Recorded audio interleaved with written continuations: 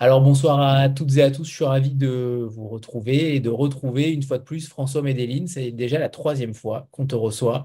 Ce soir, c'est pour la résistance des matériaux aux éditions de la Manufacture de Livres et on reçoit également Marianne Lacoma qui en est un petit peu le couteau suisse aussi, on peut dire ça. Oui, oui, oui, oui, ça me va. Ça me Voilà, va voilà. comme Euh, dénomination.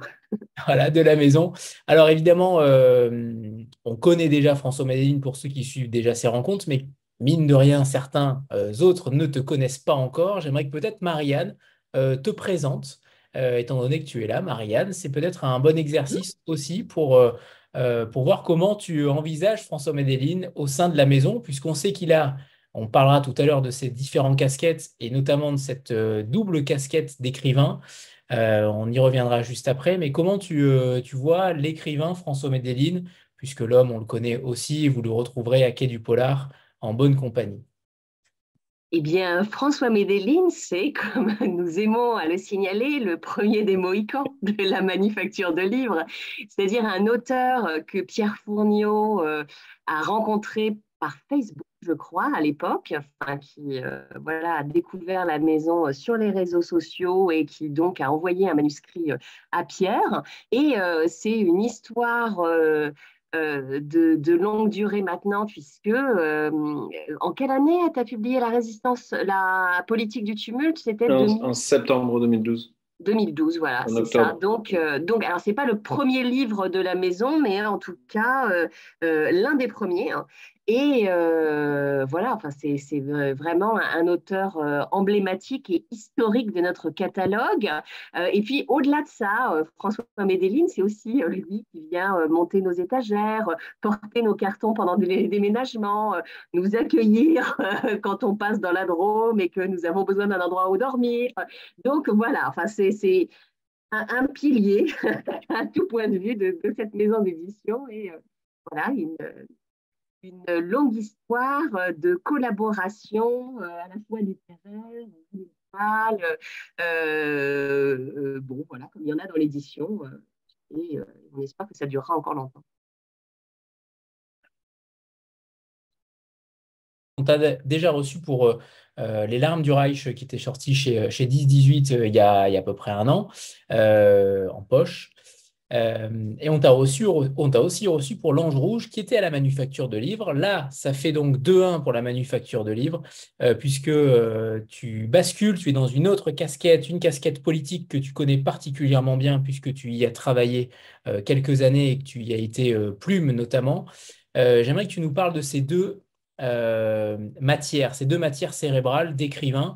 D'un côté, un écrivain qui, tu nous l'avais dit, pour certains lecteurs, te trouvait que ça manquait peut-être d'émotion, que c'était différent de ce que tu écrivais à la manufacture de livres. À la manuf, j'ai l'impression que tu te lâches totalement.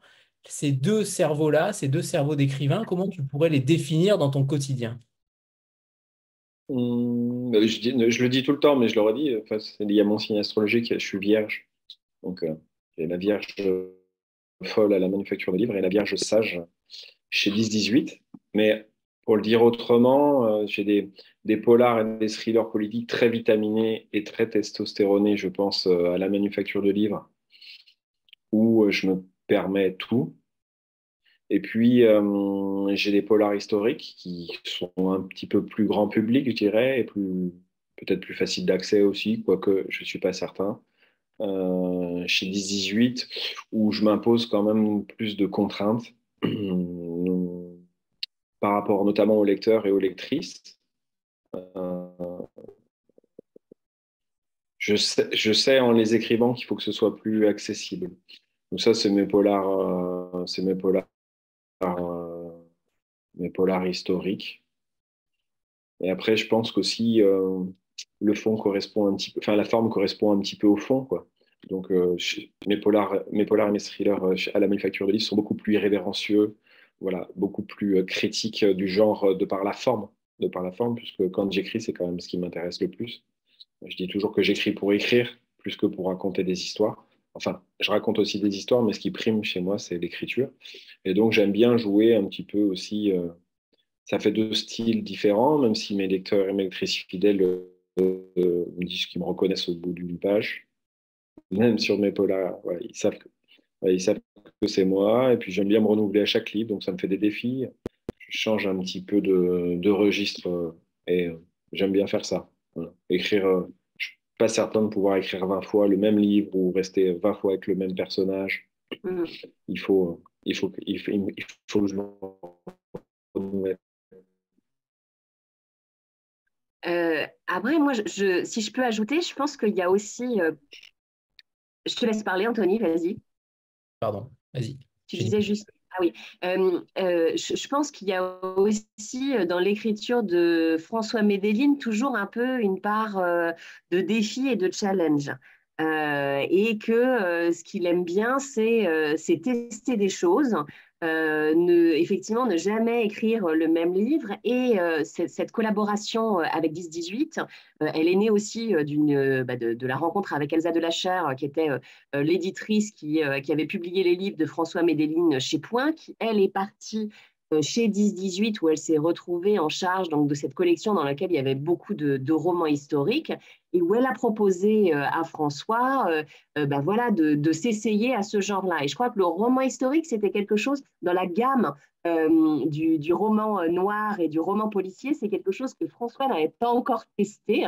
Et voilà, ça a été un petit peu l'occasion de s'essayer à cette catégorie de romans noirs, parce que, alors, ok, il y a les romans politiques à la manufacture et les romans historiques chez 10-18, mais moi je trouve que vraiment, de livre en livre, François fait aussi, ne cesse de faire des tests littéraires, ne cesse d'aller surprendre son lecteur pour aller un petit peu plus loin dans sa démarche d'écrivain, quoi. Donc c'est ça qui est assez passionnant avec lui quand on lit l'intégralité de ses livres, c'est de voir que je pense qu'il s'amuse aussi avec sa plume qu'il a facile et extrêmement inventive. Ouais, Enfin, facile, je ne sais pas, ça se trouve, il souffre énormément en écrivant, mais ça, c'est lui qui vous le dira. ouais, je pouvais pas dire tout ça, donc c'est mieux que ce soit Marianne qui le dise. Ressens les choses quand tu écris un roman politique. Donc celui-ci, par exemple, en effet, on a l'impression que tu t'es véritablement amusé, éclaté, et en même temps, tout est réel. Malheureusement, tout est réel. En tout cas une grande partie des faits. La trame narrative, la trame historique est réelle, la trame politique est réelle. Et on est un petit peu toujours effaré de revisiter le passé et de se dire à quel point ça a vraiment existé. Un homme politique a donc affirmé qu'il n'avait pas de canton suisse droit dans les yeux. On pense évidemment à Jérôme Cahuzac. Euh, mais pour le coup, on est frappé, en fait, quand on te lit, parce que le monde politique va très vite. On oublie souvent, on oublie beaucoup les hommes politiques. J'avais oublié l'existence de Jean-Marc Ayrault. Tu nous l'as fait un petit peu sortir du tombeau. Tu as des mots très justes à son égard, pour le coup. Mais ce que je veux dire, c'est que comment tu vis les choses en tant qu'écrivain sur un roman politique qui manie, qui est là, qui anime des faits, clairement. Il y a des faits politiques tous les jours. Mais en tant qu'écrivain, comment tu malaxes cette matière politique en la transformant en littéraire? Très difficilement, déjà, c'est pas du tout facile. C'est vraiment le livre sur lequel j'ai travaillé le plus longtemps. Je crois que c'est quand même mon livre le plus ambitieux. Il y a 3 personnages principaux, donc déjà, faut gérer les 3 personnages. Et puis après, il y a des documents en quart, comme on peut le retrouver dans la littérature américaine. Donc, j'ai des coupures de presse, j'ai des écoutes téléphoniques, j'ai des enregistrements d'émissions radio, télé. Et en fait, il a fallu imbriquer toutes ces briques en fait, de réalité. Peut-être je prends des briques de réel et je construis un espèce de mur et en réalité, rien n'est réel. Tout est fictif dans le livre, mais le jeu, et c'est là où je m'amuse pour le coup, c'est d'essayer justement de donner une illusion de réalité. C'est le jeu avec le lecteur et les lectrices. Il faut que quand on lit, on se dise, mais ça s'est réellement passé comme ça ou ça ne s'est pas réellement passé comme ça. C'était vraiment ça le défi tout le temps, de rester parce que j'écris de la littérature réaliste, quoi, c'est du roman noir. Donc, faut que ce soit plausible. Voilà. Donc, j'ai vraiment, ça m'a pris 3 ans. Ouais, ça fait longtemps que j'ai le bouquin en tête. En fait, j'ai commencé à l'écrire dès 2012, je pense, dans ma tête. J'ai toujours voulu traiter cette affaire dès qu'elle est sortie. Et après, c'est vraiment le bouquin où j'ai le plus travaillé en amont pour préparer l'intrigue. Et puis, en aval aussi, puisque il a fallu écrire, réécrire. J'ai beaucoup coupé. J'ai coupé 120 000 signes de la V1. C'est une centaine de pages. On parle en signes, les romanciers et les romancières. Et voilà, j'ai quasiment enlevé après 100 pages. Et c'était quand même un défi que tous les. En fait, c'est une toile d'araignée, ce bouquin, et que tous les fils tiennent entre eux, quoi, jusqu'à l'aboutissement, la chute finale, qui repose quand même sur l'un des personnages principaux, peut-être le plus attachant du bouquin, qui est une députée, une jeune députée lyonnaise qui s'appelle Jamila.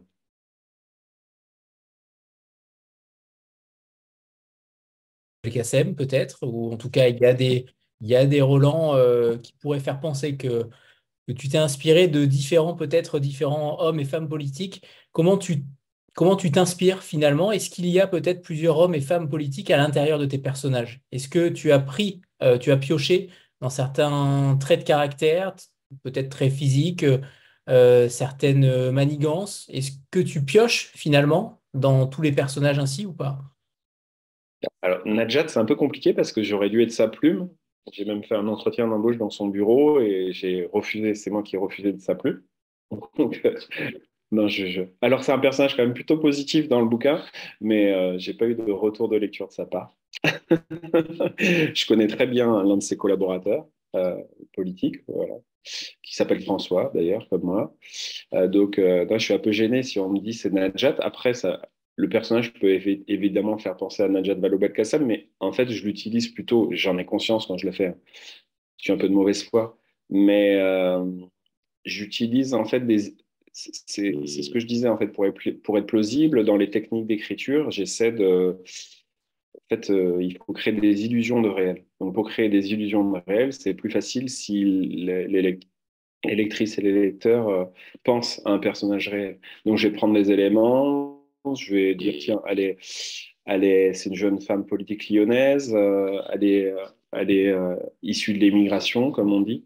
Bah, ça veut dire en fait que les gens, 99% des gens la voient que comme une arabe, en fait, dans une société française structurellement raciste. Et en fait, elle est vice-présidente de la région Rhône-Alpes, donc tout de suite, ça fait penser à Najat et ça fait une accroche en fait par rapport au réel. Et les lectrices et les lecteurs se disent ah oui, ça s'est passé comme ça. Puis après, le livre évolue, on se dit tiens, c'est peut-être plutôt Rachida Dati en fait. Alors, il faut faire gaffe parce que le seul point commun qu'elles aient, c'est que elles ont des aïeux, je pense, qui sont d'Afrique du Nord. Mais c'est vrai que j'utilise ces éléments-là pour qu'il y ait des illusions de réalité. Après, oui, sur le personnage principal dans le bouquin, moi, il s'appelle pas Cahuzac, donc c'est l'affaire Cahuzac, hein, c'est librement inspiré de l'affaire Cahuzac qui s'appelle Ruggieri. Je pense que on peut, enfin, alors là, je l'ai fait objectivement. J'ai fusionné 3 personnages de la vie politique française que sont donc Jérôme Cahuzac, Gérard Collomb, Emmanuel Valls, puisque il est ministre de l'Intérieur, mon personnage, comme Manuel Valls à l'époque, ancien maire de Lyon, comme Gérard Collomb, et il a un compte au Luxembourg, à peu près comme Jérôme Cahuzac, qu'il avait en Suisse.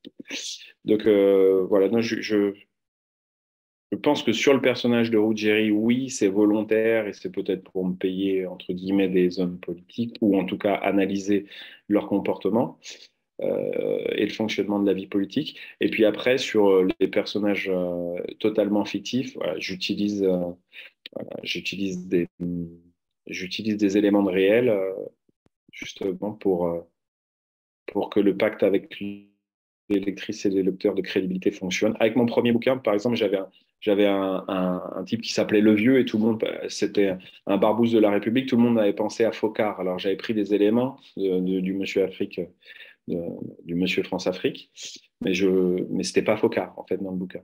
Et là, du coup, non, c'est pas Jamila n'est pas Najat. Elle n'est pas Rachida Dati, mais il y a pas mal de retours de lecture qui. Alors, il y a des gens qui me disent c'est Najat et j'ai d'autres personnes qui me disent c'est Rachida. Donc, personne m'a dit tiens, c'est un peu les deux. Euh, voilà.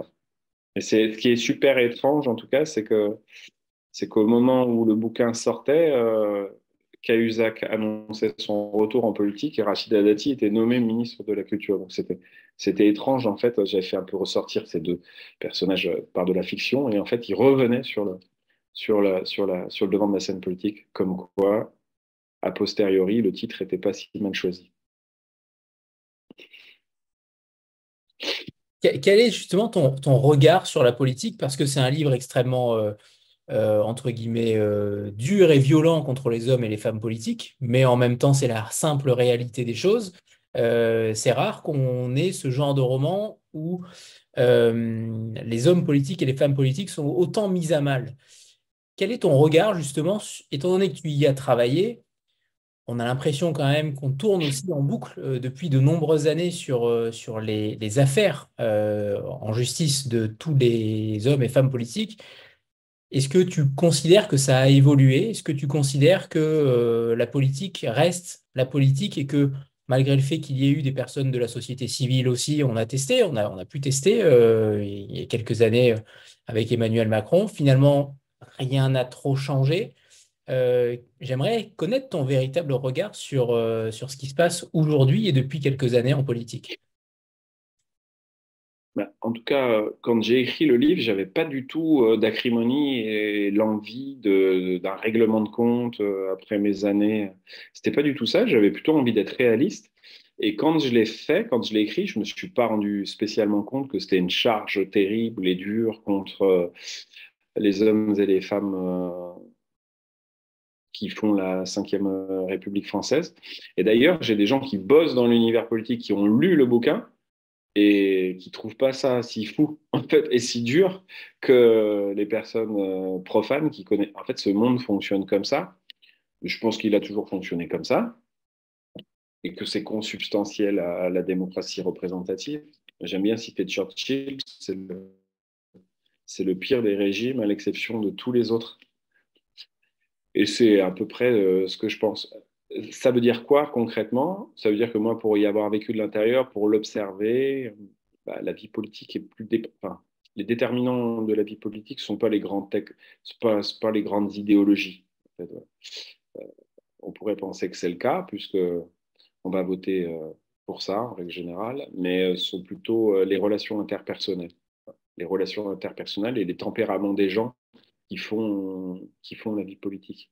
Donc, c'est ce que j'essaie de retranscrire dans mes bouquins, où on voit qu'en fait, ce qui est important, c'est pas qu'on soit de gauche, de droite. Ce qui est important, c'est qu'on déteste, notamment à l'intérieur de son propre camp, parce que c'est un univers où les gens se haïssent très fortement dans le cadre de la conquête, dans la conquête du pouvoir. Donc, je suis pas du tout sûr que ce soit une singularité de l'époque. C'est juste que maintenant, on le voit plus. Et puis après, les affaires entre guillemets politiques, ça a toujours non, ça a toujours existé, quoi, depuis le creusement du canal de Panama jusqu'à l'un de mes bouquins. Alors, c'est peut-être pour ça que d'ailleurs j'écris des bouquins sur la politique. Mon livre, mon vrai livre d'adolescence, c'est Belle Amie de Maupassant. C'est un livre, en fait, sur la démocratie représentative aussi. C'est une ascension, en fait, dans les hautes sphères politiques de quelqu'un du peuple. Et il y a déjà énormément de scandales, etc. Voilà. À l'époque, quoi, comme maintenant. Alors, ce qu'il y a de spécifique, en revanche, à l'affaire Cahuzac, c'est que c'est une affaire qui est arrivée en France en 2012, au moment où voilà, les réseaux sociaux, Facebook, étaient très installés. Voilà. À 2012, c'est vraiment le début de. En 2008, Facebook. En 2012, voilà, on a les télés en continu, on a, on a les réseaux sociaux, et donc elle a fait énormément de bruit. C'est pour ça qu'elle nous a marqués. Et puis, je pense aussi, on a une personne qui, pendant 121 jours, a clamé son innocence, alors qu'un média avait mis sur Internet une bande-son dans laquelle il disait que ça faisait chier d'avoir un compte à l'UBS, que c'était pas la plus planquée des banques, et c'était le deuxième jour en ligne. Donc, voilà, c'est ça qui m'a vraiment subjugué dans l'affaire, pour le coup. Ça, c'est une vraie singularité, c'est que pendant En fait, pendant 121 jours, on va dire, il y a un système politico-médiatique. Je n'aime pas trop le mot système parce que ça fait conspirationniste. Un réseau politico-médiatique, l'oligarchie, qui a fonctionné pour défendre ses intérêts. Et les intérêts, c'était qu'ils soient ils étaient mieux défendus s'il était innocent. Donc, j'ai essayé de traiter ça dans le bouquin. Il valait mieux que Cahuzac soit innocent parce que les circuits, en fait, sont des circuits transpartisans et qui concernent aussi les circuits financiers, je veux dire, et qui concernent aussi des, des, des super riches français.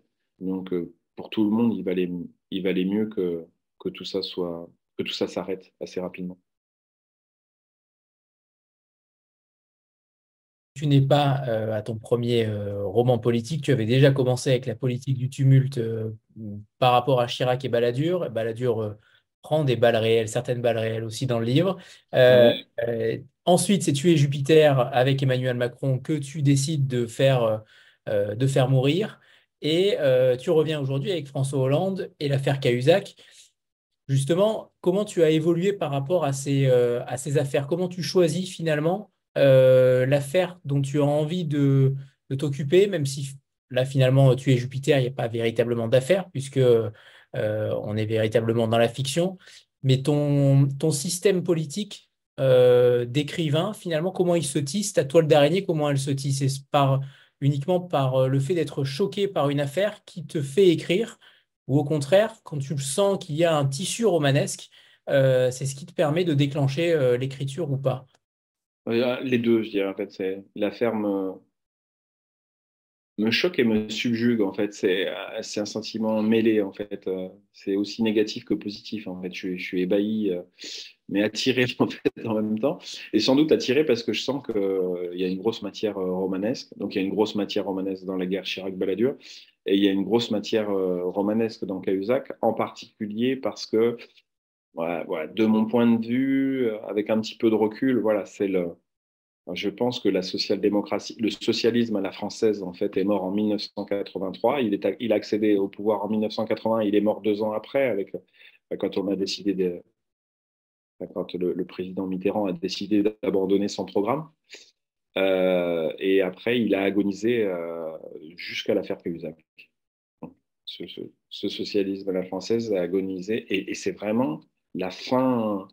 Voilà, c'est la, c'est la fin d'une idéologie politique et de ses représentants, cette affaire-là, quoi. C'était pas quelqu'un de gauche, quoi, c'était quelqu'un qui était au parti. C'était pas quelqu'un de droite, excusez-moi. C'était pas quelqu'un de gauche non plus, je crois, d'ailleurs. Mais il était au Parti socialiste, quand même, le garçon. Et en fait, il y avait déjà pas mal de reproches sur, vous savez, toutes ces expressions, d'ailleurs bien de droite, sur la gauche caviar, etc. Comme quoi les socialistes s'occupaient plus des pauvres, en fait. Ils les avaient abandonnés. Et là, cette affaire, c'était non seulement ils aimaient l'argent, mais en plus, ils aimaient leur argent. Cahuzac, en fait, c'était son argent. Il avait fait ça pour de l'exil fiscal personnel. Euh, voilà, en fait, il appartenait en fait à une mouvance politique interne au Parti socialiste qui s'appelle au fait les Strauss-Kahniens. Ils s'appelaient comme ça. Enfin, c'est comme ça qu'ils étaient appelés à l'intérieur du Parti socialiste. Et c'est vraiment en fait la queue de comète du socialisme à la française qui dégénère totalement, quoi. En général, ils avaient des problèmes avec l'argent ou avec le sexe, et parfois les deux. Donc, c'est quand même des gens assez particuliers. Qui occupait de très hautes fonctions. Et donc, j'ai tout de suite vu que ça, c'était assez intéressant, voilà, à traiter. Et qu'il y avait vraiment une grosse matière romanesque, parce que pour qu'une personne reste 121 jours, forcément, il y a un back-office, en fait, qui a agi pour qu'il reste 121 jours en place. C'était super intéressant pour moi. C'est les mêmes personnes qui ont agi d'ailleurs pour gérer le naufrage Strauss-Kahn. Voilà, et donc ça, c'était hyper romanesque, quoi. Toutes les boîtes de communication ou l'arrière-boutique de la politique que je connais bien. Parce que ça, j'aime bien. J'aime bien le faire. Donc, du coup, je l'ai peut-être encore plus fait dans cette affaire-là. Je ne sais pas si dans mes choix, j'ai évolué, mais en tout cas, dans mon traitement, j'ai évolué. Parce que dans la politique du tumulte, c'est un arrière-fond, la politique. Est-ce que là, dans ce bouquin-là, en fait, Tu es Jupiter, je ne pense pas que ce soit un thriller politique, c'est vraiment un livre, c'est vraiment de la littérature blanche, même si ça n'a pas été pris comme ça, sur la société de l'hypercommunication. C'était en rentrée littéraire, d'ailleurs. en 2018. Mais voilà, sur l'affaire Cahuzac, j'ai évolué. C'est plus l'arrière-plan, la politique dans lequel l'intrigue puisse s'assève. En fait, c'est les viscères du roman. C'est vraiment. On a ces trois personnages, le Jamila, Gérald Hébert et Dubac.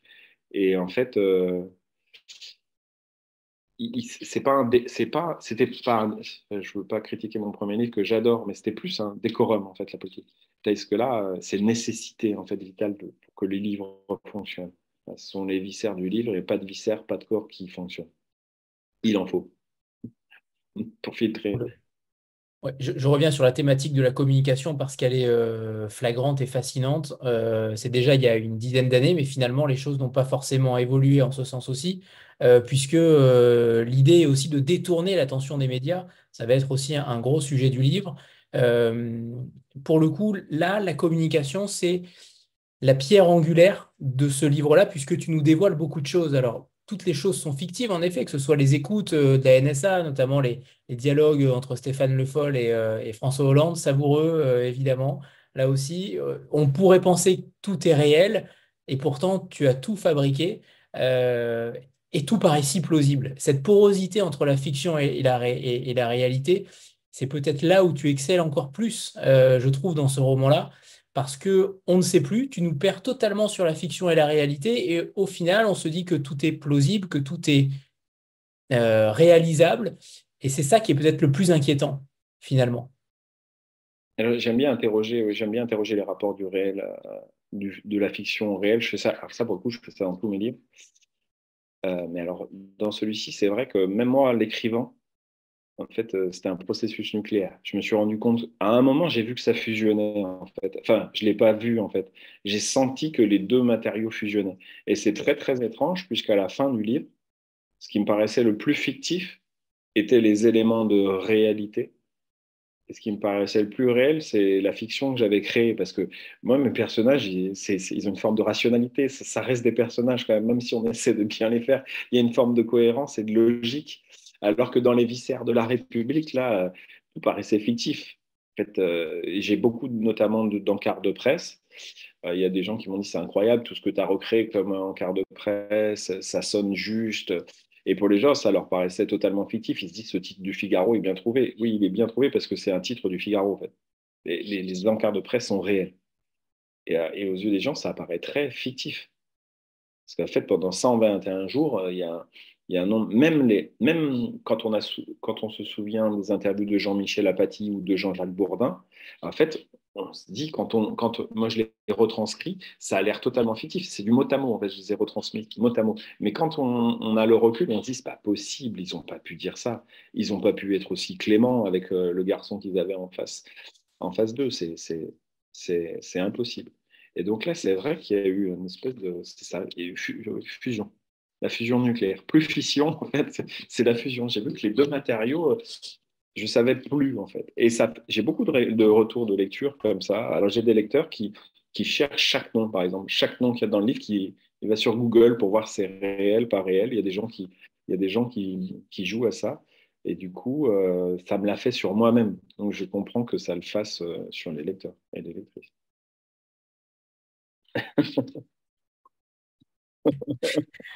Non, alors justement, je reviens sur ces écoutes, puisqu'en effet, elles sont fictives, mais on sait qu'elles sont plausibles, puisque la NSA, on sait qu'Edward Snowden a dévoilé quand même beaucoup de choses, on sait que la NSA a écouté la France et les relations politiques entre certains hommes politiques. Comment tu as travaillé la matière dialogue? Parce que là, faire coexister un dialogue, on ressent même la voix, en fait, celui que tu réussis le mieux, je trouve, c'est François Hollande. Je trouve que véritablement, tu as fait, on voyait sa marionnette au Guignol de l'info, quasiment en fait. Je trouve que dans les dialogues, tu arrives à faire émerger une émotion, à faire émerger un tempérament, une mimique. On arrive même à décanter, à voir le petit sourire de François Hollande quand il dialogue avec Stéphane Le Foll. C'est là où je trouve que la matière littéraire, elle est extrêmement forte aussi. Comment tu travailles ces dialogues, ces fausses écoutes téléphoniques? Déjà, pour contextualiser, deux points. Je pense que les Américains ont vraiment écouté les Européens, mais déjà, il voulait plus écouter Merkel que la France, je pense, parce que le pouvoir est plus en Allemagne que chez nous. Donc ça, c'est le premier point. Bon, moi, j'ai traité le volet français. Après, il y a un bouquin qui est très bien fait. Forcément, c'est le journaliste qui a sorti l'affaire, qui s'appelle Fabrice Arfi. Et voilà, il y a un bouquin sur l'affaire Cahuzac. En fait, moi, ce qui m'intéressait, et il y a plus d'éléments, ou tout autant, enfin, il y a plus d'éléments dans le livre d'Arfi que dans le mien, puis c'est une enquête journalistique très bien faite, et qui n'a jamais été attaquée. Donc, a priori, tout ce qui est à l'intérieur du bouquin est réel. Mais moi, ce qui m'intéressait, c'était ce que Fabrice Arfi n'a pas pu mettre dans son livre. Parce que c'est assez. Autant je dis que la politique, c'est enivrant, mais la littérature aussi, c'est très enivrant. En fait, c'est génial de pouvoir faire le pouvoir que c'est. En fait, c'est enivrant parce que c'est pas un pouvoir d'écrire. C'est incroyable de pouvoir faire parler François Hollande ou faire parler Donald Trump dans mon précédent livre ou Emmanuel Macron. Je prends ce pouvoir-là. Donc, j'en ai beaucoup parlé avec mon éditeur parce qu'en fait, Pierre, la première fois qu'il a lu le bouquin, il m'a dit, mais c'est bizarre, il avait l'impression au départ que les documents en carte, donc toutes ces écoutes téléphoniques, etc., j'en ai coupé beaucoup, c'est un petit peu artificiel. Il me disait, mais ça sort d'où? Et moi, j'en avais besoin justement pour, pour raconter ce qui ne peut pas être dans le livre de Fabrice Arfi, c'est-à-dire, en fait, pendant 121 jours, François Hollande, il a forcément parlé de cette affaire-là. Ça ne peut pas être dans le bouquin. Moi, je me suis dit, je vais l'inventer et je vais le mettre dans le livre. Et pour le faire, je me suis souvenu de ces écoutes téléphoniques américaines, où j'ai dit à mon éditeur, puisque ça lui semblait un tout petit peu artificiel, je lui ai dit, tu sais ce qu'on va faire? On va mettre un article à un moment dans le bouquin, en document en quart, qui rappelle l'extension par le Congrès américain des pouvoirs d'écoute à l'étranger. Et donc, à partir du moment où on lit cet article, on se dit, ah mais oui, en fait, il nous écoutait. Et, euh, et ça paraît réaliste. Alors après, pour répondre concrètement à ta question, comment j'ai traité? En fait, j'ai traité à l'instinct. Et après, comme souvent, j'ai travaillé. Donc, j'ai en fait beaucoup écouté des interviews Alors, celui que j'ai le plus écouté, c'est Nicolas Sarkozy. Et malheureusement, à un moment, en fait, comme il est trop romanesque dans le monde réel, pour qu'il paraisse réel dans la fiction, il faut enlever un petit peu du romanesque. Mais même j'ai bien conscience qu'il est un petit peu romanesque déjà dans mes écoutes, mais j'en ai enlevé par rapport. Mais bon, ben voilà, je vais prendre l'éthique de langage, je les écoute, les expressions, voilà, accordez-moi de neurones d'intelligence, des trucs comme ça, enfin, des trucs qu'il a dit à la télé que moi je réutilise. Voilà, quand il parle à Brice Hortefeux, il dit, écoute, mon petit Brice, écoute-moi. Alors, je ne peux pas retranscrire le mouvement d'épaule et le fait qu'il se bouge, touche beaucoup le nez quand il parle, il se touche toujours le nez, c'est possible. Mais du coup, j'essaie de retranscrire voilà, la façon de parler, toujours dans cet objectif de pacte avec le lecteur, d'illusion de réel, quoi, et que le lecteur se dise, mais ça s'est peut-être bien passé comme ça, c'est peut-être ce qu'ils ont dit. Peut-être que le soir du 4 décembre, quand il y a eu l'affaire Cahuzac, alors que tout le monde, enfin, les personnes concernées ont dit l'inverse assez rapidement dans les médias où on fait dire l'inverse par la collaborateur, peut-être que François Hollande a parlé à Stéphane Le Foll, peut-être que c'est crédible. Et peut-être que Stéphane Le Foll lui a dit c'est le compte de Michel Rocard. Peut-être qu'il lui a dit. Peut-être que ça s'est passé comme ça. Et c'est ça qui me plaît, c'est que les gens ils se disent mais oui, ça s'est peut-être bien passé comme ça. Peut-être que le président Hollande, depuis le départ, il savait qu'il y avait un contournement. Peut-être qu'il a joué Ligues du Village, son personnage préféré, quoi. Peut-être qu'il a joué ce personnage tout le long parce que c'était dans son intérêt.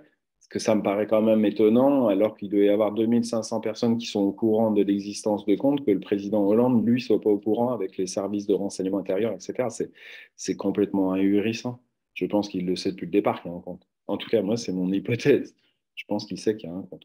En tout cas, moi, je travaillais en politique dans le second cercle de la Hollandie et ça devait être 4-5 jours après. Et j'ai une réunion de cabinet avec l'élu pour qui je travaillais. Et la phrase qui n'a étonné personne lors de cette réunion, c'était c'est le compte de Michel Rocard.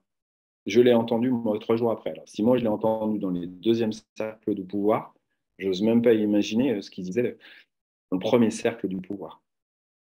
Et d'ailleurs, quand Stéphane Fuchs, l'un des patrons de Havas, a appelé Laurent Mauduit chez Mediapart, l'un des cofondateurs de Mediapart, il lui a dit ça, c'était l'argument. Il lui a dit, j'ai aussi entendu lors d'un dîner en ville, Il a dit lors d'un dîner en ville, c'est dans le livre de Harfi, qu'il y aurait un compte en banque. Forcément, les gens devaient savoir qu'il y avait un compte en banque. Imaginons que, je ne sais pas moi,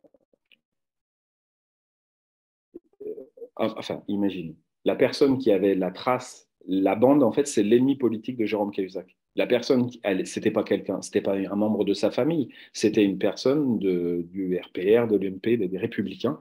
C'était son rival politique à Villeneuve-sur-Lot qui avait l'écoute téléphonique. C'est cette personne, en fait, qui avait la bande. Donc, je vois pas comment elle a pu en parler à personne. Elle s'est dit, non, surtout, n'en parlons pas.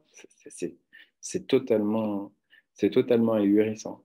Donc, du coup, ça, c'était super enivrant de se dire qu'est-ce qu'ils se sont dit. Ils se parlent de quoi, tous ces gens entre eux dans l'intimité. Et pour avoir fréquenté les sphères politiques, je vois à peu près de quoi on se parle dans l'intimité, quoi. On se parle de rivalité, de lutte intestine.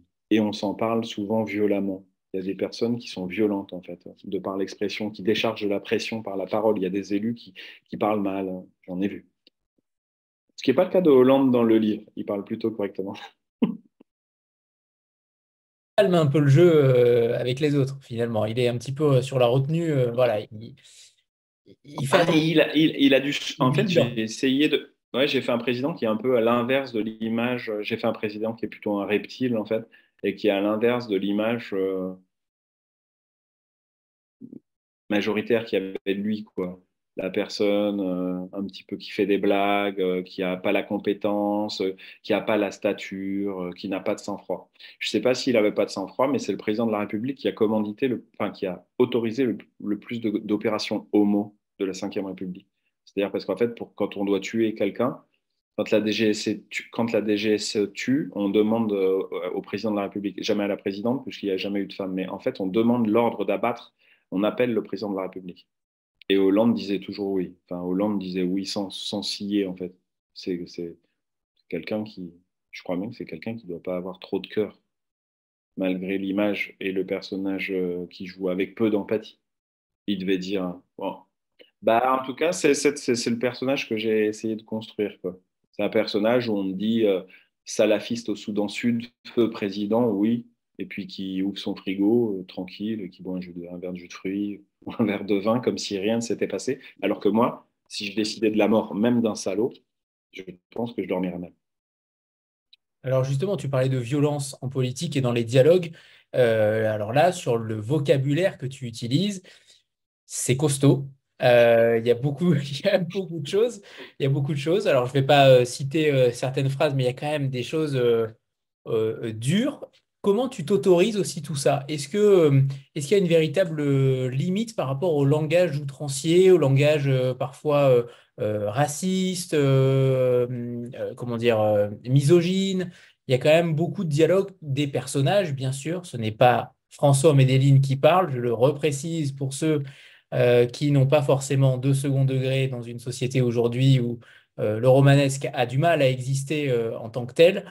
Euh, J'aimerais bien avoir ta réponse sur ça, sur le vocabulaire que tu emploies, que tu fais dire à tes personnages. Bah, je devrais m'autoriser des limites, c'est parce que je vendrais plus de livres. Mais je fais plutôt de la littérature réaliste. Donc, par exemple, quand j'ai des policiers, bah, ils sont souvent racistes comme ils parlent. Je connais des policiers, et quand ils parlent des jeunes de cité, ils disent pas les jeunes de cité, en fait. Ils n'utilisent pas ces mots. Ils utilisent des mots racistes.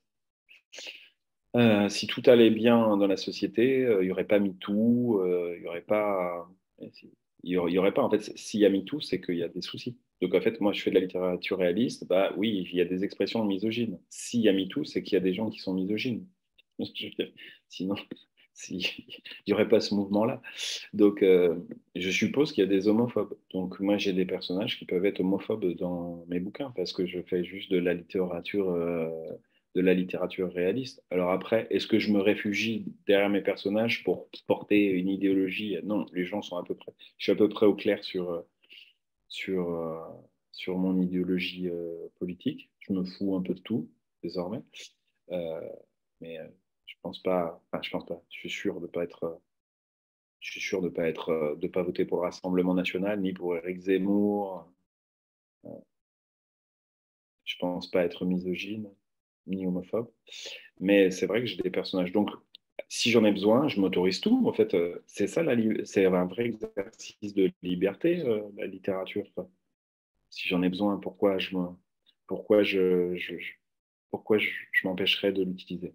Là, j'écris par exemple un scénario à l'heure actuelle, qui est l'adaptation de Pike, un roman qui est paru chez Gallmeister, et parce que c'est un livre alors, je ne devrais pas en parler, mais peu importe, puisque c'est un livre, un film pour les États-Unis, bah, il a été lu effectivement par une sensitive rideuse,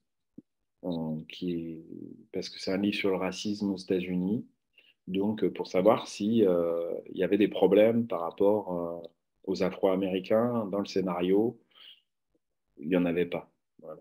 Donc, parce que non, il y avait des expressions racistes en fait dans le scénario, mais c'était pas le souci en fait. Par exemple, dans le scénario que j'ai écrit, euh, quand il y avait un homme blanc qui rentrait dans la pièce, c'était un homme blanc rentre dans la pièce, et quand un homme noir rentrait dans la pièce ou une femme noire, c'était une femme noire rentre dans la pièce.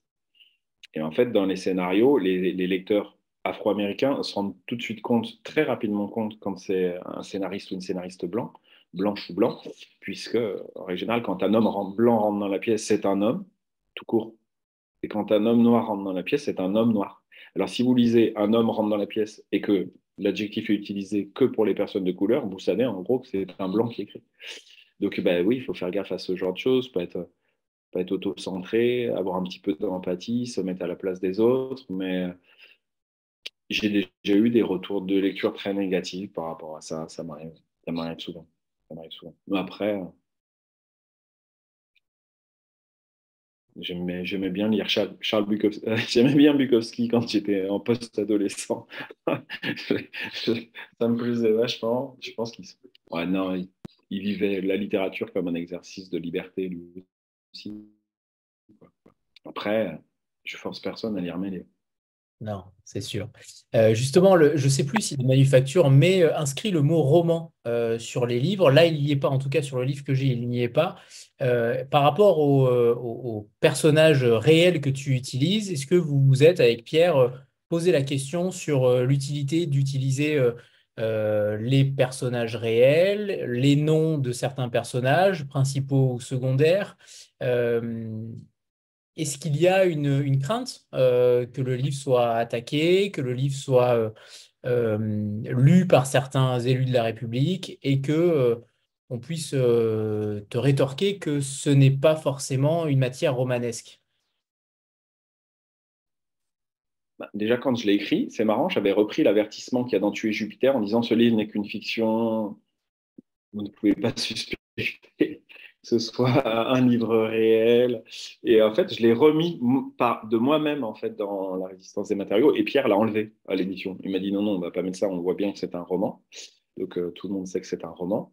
Donc, et c'est ce que je te disais au départ, c'est tout est de la fiction. C'est simplement des personnages fictifs qui s'appellent François Hollande ou Nicolas Sarkozy. En fait, c'est des personnages fictifs qui portent des patronymes qu'on retrouve dans la réalité. Est-ce qu'on se pose ces questions? Moi, à l'écriture, non. C'est pareil, hein. C'est ce que je dis, c'est un vrai exercice de liberté, donc je me pose aucune question et ce dont j'ai besoin, je le mets. Et puis pour la première fois dans ce livre, Picard m'a fait enlever, donc mon éditeur m'a fait enlever quelques noms. Et bizarrement, pas du tout des noms de personnalités très, très connues, plutôt des noms de second couteau.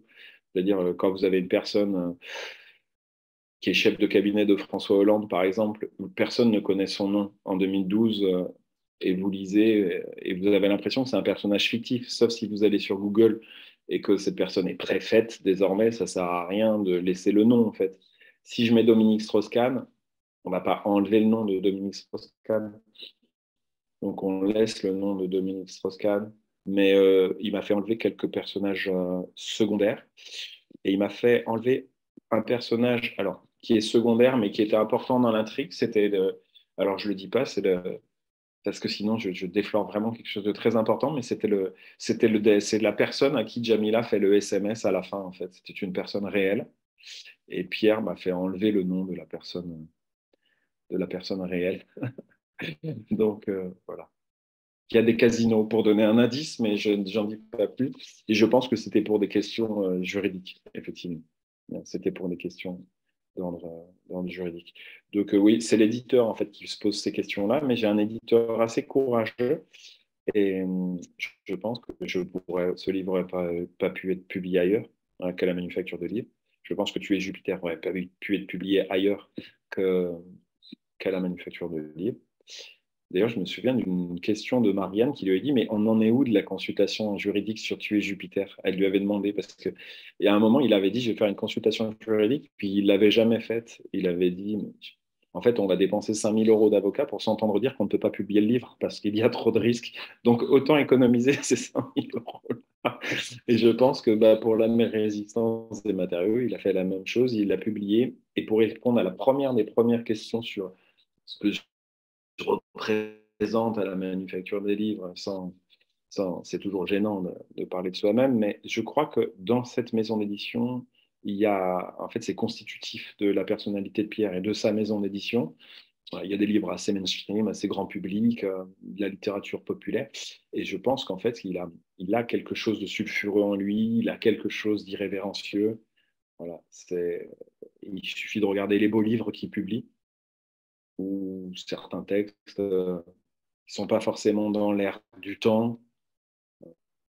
Quand vous faites l'album pornographique de Michel Simon en plein mouvement MeToo, par exemple, ça veut dire que vous avez quelque chose en vous, en fait, vous avez une forme d'irrévérence. Et je pense que, il aime ce côté un petit peu irrévérencieux, un petit peu sulfureux, ou en tout cas, on va loin. On va loin, en fait. Les limites on se fixe toujours des limites. Quand on écrit, c'est un exercice total de liberté, mais quand même, on a des limites éthiques. Par exemple, sur ce livre-là, je me suis posé une question. Et d'ailleurs, je vais en parler avec l'intéressé demain que je vois à 17h. Je me suis dit, et j'en ai parlé avec en fait, Fabrice Arfi, c'est son vrai nom dans le roman. Il est plutôt du côté des bons qui a sorti l'affaire. Et Jérôme Cahuzac, il est protégé puisque ce n'est pas son vrai nom dans le roman. Et je me suis posé cette question moralement. Je me suis dit, mais tu peux faire ça en fait? Tu peux, tu peux rentrer dans l'appartement de Fabrice Arfi, parler de la vie intime de Fabrice Arfi, de ce qu'il y a dans son frigo, et protéger Jérôme Cahuzac en l'appelant Serge Ruggieri. Ça, je me suis vraiment posé la question. Et après, euh, et je lui en parlerai demain, pourquoi j'ai fait ça? C'est parce qu'en fait, je ne pouvais pas l'appeler Jérôme Cahuzac. J'avais besoin de faire ce pas de côté, en fait, pour justement faire un livre de pure fiction et pas être aspiré et noyé par l'objet, parce que je ne le voyais pas, en fait, si j'étais Jérôme Cahuzac. J'ai fait un pas de côté, ça m'a permis de le voir. Et surtout, dans le cadre du pacte de crédibilité avec le lecteur, si j'étais à Villeneuve-sur-Lot, là où Cahuzac a été maire, en fait, il y avait plein d'éléments ça n'aurait pas fonctionné, en fait. Jamila ne peut pas exister à Villeneuve-sur-Lot. Mes personnages fictifs ne peuvent pas exister. Donc, j'ai eu besoin, en fait, de faire un pas de côté, de déporter un petit peu, de vraiment partir de la fiction pour interroger le réel plus fortement et aller jusqu'à la fusion. Et on se pose évidemment des questions éthiques et morales quand on écrit. Quand j'ai tué Jupiter, quand j'ai tué Emmanuel Macron, que son corps est préparé sur une table par une embaumeuse, je me suis posé la question de savoir si on avait quand même le droit de tuer quelqu'un, même si c'est un personnage fictif et que la personne peut lire le livre. Je me suis dit, mais s'il le lit, en fait, qu'est-ce que ça va lui faire? C'est quand même étrange, quoi. Non, mais on se pose ce genre de questions. Donc, du coup, j'avais trouvé d'ailleurs à l'époque un subterfuge, j'avais appelé ça le chapitre du nom du premier manuscrit d'Emmanuel Macron, parce que moi, je voulais être président de la République, lui, il voulait être romancier. Malheureusement, pour lui, c'est l'inverse qui s'est passé. Mais je m'étais dit, je vais lui en adresser un message s'il lit cette scène. C'était, bah voilà, vous avez le pouvoir de réalité, puis moi j'ai le pouvoir de vérité en tant que romancier, vous avez le pouvoir de réalité en tant que président de la République. Mais oui, je me pose ces questions. Mais ce n'était pas ta question, mais c'est ma réponse. Que, que Moi, les... je veux juste ajouter quelque chose. Alors, parce qu'il y a une question dans le chat, est-ce qu'ils l'ont lu et des retours de ces personnages? Alors, il se trouve que, à ma connaissance, nous n'avons pas eu de retour des hommes politiques cités. Je sais que François avait envoyé son livre à Emmanuel Macron, avait envoyé Tuer Jupiter à Emmanuel Mmh. Macron, et que, alors, il se trouve que le service de l'Élysée est quand même très bien fait, c'est-à-dire qu'à chaque fois qu'on leur envoyait des livres, ce qui nous est arrivé plusieurs fois à la manufacture, parce qu'on avait des textes qui, par ailleurs, avaient plutôt dans les documents, etc., des éléments qui pouvaient être intéressants au niveau politique. Bon, bref. Donc, on a déjà adressé des livres à l'Élysée. On a toujours reçu une lettre signée d'Emmanuel Macron qui nous disait combien ce livre était formidable. Bon, dans le cas de Tuer Jupiter, ça n'est pas arrivé. Là, nous n'avons pas reçu de réponse. Va savoir pourquoi. En revanche, je sais que Pierre avait, sur un salon du Polar, avait fait lire à l'épouse de Fabrice Arfi, les pages qui le concernaient et que sa réaction avait été enfin, c'est pas du tout décoré comme ça chez nous. Donc voilà, mais elle n'avait pas été plus choquée que ça. Mais c'est vrai que comme François rencontre justement Fabrice Arfi demain, il pourra avoir le fin mot de sa réaction sur ces pages dont il est le héros. Et sinon, je ne sais pas, François, toi, est-ce que tu as eu des retours d'hommes politiques qui pourraient être cités dans le livre? Non. Non, mais si j'en avais, je le dirais pas. Non, mais en fait, on n'a jamais de retour. C'était comme pour Tuer Jupiter. Vous imaginez qu'il y ait Pierre Moscovici qui attaque le bouquin, ou Tuer Jupiter Emmanuel Macron, ou la François Hollande qui réagissent. En fait, même s'ils savent que le livre existe, même s'ils lisent le livre, ils réagiront jamais. Oui. On vendrait 300 000 livres. Je veux dire, on ferait qu'en parler. Je serais invité sur toutes les émissions de télé, donc ils n'en parlent pas. Et en fait, ils n'en parlent pas. Ça n'existe pas. Passons notre Oui, ça, chemin. je rejoins François. Pour éviter d'aborder le sujet, surtout ne pas en parler. Je pense que là, leur stratégie de communication ne peut être qu'évidente. Euh, c'est assez logique. Et c'est pour ça qu'avec Pierre, on dit toujours pas d'inquiétude, on n'aura jamais de procès. Mm. C'est pour ça qu'on peut tout faire. On précise, tout à l'heure, tu parlais de l'éditeur et du risque juridique, c'est que le directeur de publication, c'est Pierre Fourniot, finalement, c'est lui Oui. qui assume les risques et non pas l'auteur. Je préfère le préciser aussi. Il y a des clauses juridiques dans les contrats où on doit fournir des manuscrits qui ne sont pas des contrefaçons, où il n'y a pas de diffamation, pas d'injure publique. Pour Tuer Jupiter, j'avais demandé à ce qu'on me la retire. Et Pierre l'avait retirée, d'ailleurs. Et là, je l'ai laissé, je ne lui ai même pas demandé.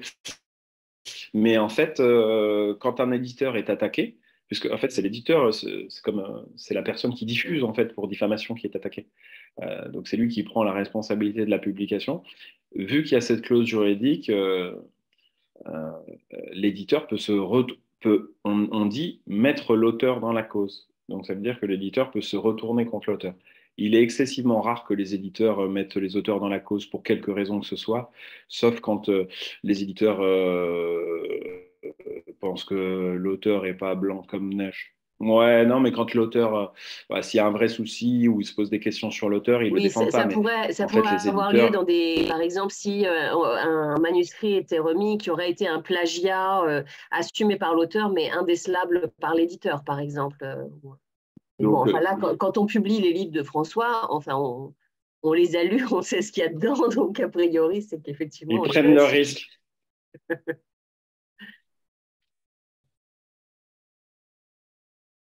Bonsoir tout le monde, bonsoir Marianne, bonsoir François. Vous insistez, je pense à juste titre, sur la liberté de la fiction et vous soulevez vous faites état de vos interrogations finalement sur l'aspect moral, éthique de tout ça. Mais ce soir, en fait, vous diffusez, et vous exprimez, et vous verbalisez clairement le nom de tous ces hommes politiques. Est-ce que c'est, alors que ça aurait pu rester derrière la fiction finalement, est-ce que c'est pour vous, en le disant comme ça dans une rencontre, est-ce que c'est pour vous une manière d'arrêter de les protéger, justement, vous parliez de la protection. Après, ils sont tous cités dans le bouquin et j'ai cité deux, trois noms qui sont pas dans le livre, mais après, voilà, il y a quand même beaucoup de personnages, il y a quand même beaucoup de personnages, enfin de noms de personnages réels dans ce livre-là. Ce que je peux dire, c'est que je prends quand même vachement moins de gants avec les personnalités politiques. En fait, ce sont des gens de pouvoir. Oui, je les abîme pas trop. Peut-être ça va pas changer leur vie.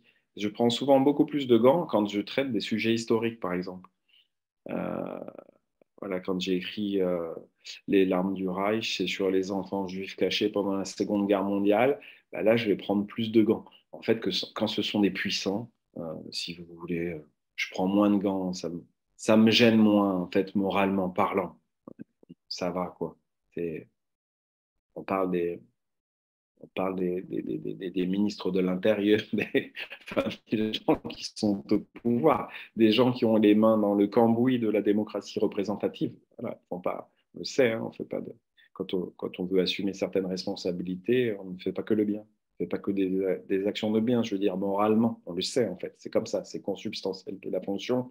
Donc, moi, si je les abîme, si je les écorche un peu, ça me gêne quand même beaucoup. Mais je n'ai pas vraiment répondu à la question. En Photo de effet. groupe. C'est le moment pour ta photo de groupe. Et après, François, tu nous liras avec joie un premier passage. C'est bon? Ouais. Allez, photo, c'est parti. C'est bon. Merci. À toi, François. Je déteste lire, mais je le fais. Je vous lis l'Incipit, le début du bouquin. Donc, c'est le premier chapitre. Jamila Garambou-Chaki est à Privas. On est le 4 décembre 2012, jour donc de l'affaire Cahuzac et moi dans mon bouquin de l'affaire Ruggieri. On l'envoie dans la préfecture de l'Ardèche bavasser avec des gens en reconversion professionnelle. Elle est sûre d'en être capable. Le voyage en Renault Velsatis, c'est les Rhône-Alpins qui paient. Modèle luxe, siège chauffant. Le comptable public ponctionnera une ligne budgétaire de la deuxième région de France. Personne n'en a vraiment conscience, pas même Aurélien, assis sur le siège avant passager, un grand rouquin à cravate étroite. À l'extérieur de la berline, tout le monde se dirait pourtant à quoi ça rime. Oh, rendez-nous le blé. Le trajet est sans histoire. Le chauffeur avale l'A7 à 150 km par heure, tout chousse. Il s'appelle Pascal. C'est un taiseux au crâne glabre, bon mec populaire qui n'aime pas les Arabes et qui mourrait pour elle.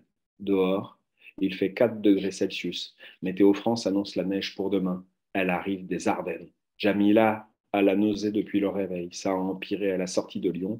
Jamila déteste l'hiver. Donc voilà pour l'Incipit. Et tu veux que je te lise le deuxième dans la foulée ou pas? Ok. Bon. On va, on va parler du titre, La résistance des matériaux, puisque tu mets au tout début du livre cette loi de Hooke sur laquelle je planche depuis déjà 3 semaines et à laquelle je n'ai toujours rien compris, n'étant ni matheux ni physicien.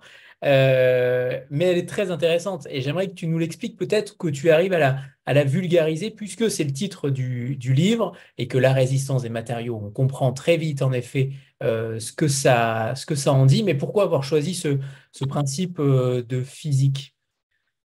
Alors, en fait, c'était un bouquin sur la pression vécue par le personnel politique durant l'exercice du pouvoir. C'est l'un des vrais thèmes du livre, en fait. Des personnels qui sont sous pression tout le temps, très pressurisés, notamment par le rythme médiatique. Et là, en plus, on est dans le cadre d'une affaire d'État, donc la pression est intense. Et c'est ça que je traitais. Le bouquin ne s'appelait pas comme ça. S'il fallait répondre à l'image d'Épinal des romanciers solitaires qui maîtrisent tout, et qui ont de l'inspiration. Je vous dirais que j'ai trouvé le titre justement pour répondre à ce thème, mais c'est l'éditeur qui a trouvé le titre malheureusement et qui l'a suggéré. Enfin non, fort heureusement en fait. Donc en fait, c'est pas moi qui ai trouvé le titre, c'est Pierre. Et je trouvais ça vraiment très bien. Ça correspondait parfaitement au roman. C'est peut-être d'ailleurs pour ça qu'il me l'a proposé.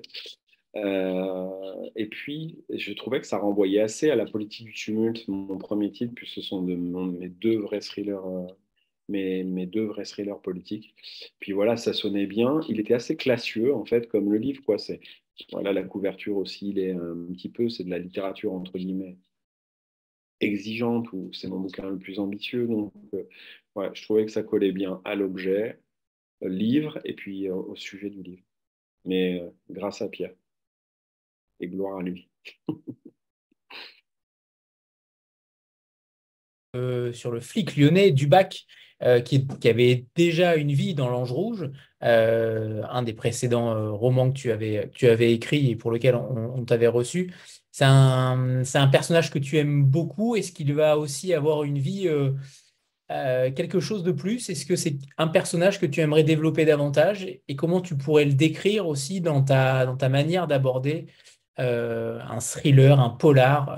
Pour le coup, il a quand même une importance capitale alors que finalement, il a morflé, entre guillemets, depuis ces 15 dernières années après l'Ange Rouge.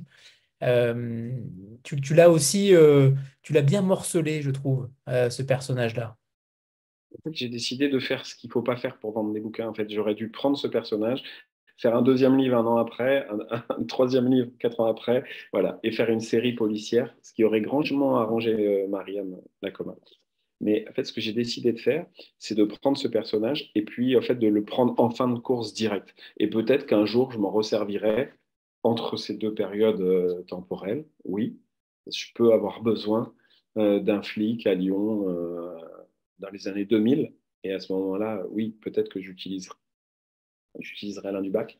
Et pourquoi en fait je l'ai utilisé là? C'est parce que j'avais besoin, dans le cadre de l'affaire Ruggieri Cahuzac, j'avais besoin d'un flic qui mène pas d'enquête. Parce qu'en fait, il n'y a jamais eu d'enquête dans l'affaire Cahuzac. Il n'y a, il y a pas. Il y a pas d'enquête. Il n'y a jamais eu d'enquête. On a fait croire qu'il y avait une enquête, mais une enquête pour diffamation. Il n'y a pas une enquête pour fraude fiscale. Elle est arrivée très, très tardivement. Ce qui fait qu'en fait, les enquêteurs, Cahuzac, pendant de longues semaines, est allé à la télé dire la justice suit son cours, une enquête indépendante est menée, mais l'enquête consistait à vérifier si euh, Mediapart était un journal, si Fabrice Arfi était salarié de Mediapart, si Mediapart avait diffusé l'article du 4 décembre, et pas celui du 5 parce qu'il y avait la bande sonore, donc ils n'avaient jamais attaqué cet article-là pour diffamation. Donc en fait, l'enquête qui a été menée, c'est celle-ci. Et donc moi, il me fallait un flic en fin de course euh, qui est à la brigade financière de Lyon et qui est pas, en fait, qui ne mène pas une vraie enquête. Le fait est par contre que bah, voilà, il y a un grain de sable qui fait qu'il va s'investir. Je vais pas raconter le bouquin, pas dans l'enquête, mais il va s'investir ouais, il va s'investir dans l'histoire, il va s'investir dans le destin de cette Jamila qui est en fait de, un dommage collatéral de l'affaire Ruggieri Cahuzac. Voilà pourquoi je l'ai utilisé. Et après, oui, j'ai forcément après de la sympathie pour mes personnages, même si je le maltraite beaucoup celui-ci.